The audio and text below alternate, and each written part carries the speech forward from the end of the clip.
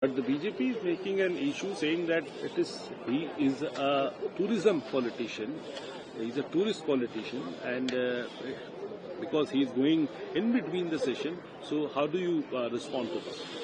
See, first of all, BJP in ruling has a lot of responsibilities to sort here because people have elected them to sit there to sort the people's problem.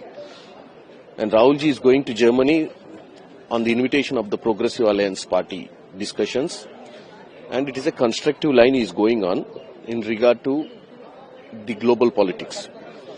And here they want to talk just because they have to.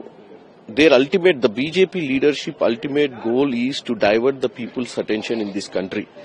They don't have much to do for the people, rather only diverting the attention of the people. They want to, like yesterday we were discussing on SIR.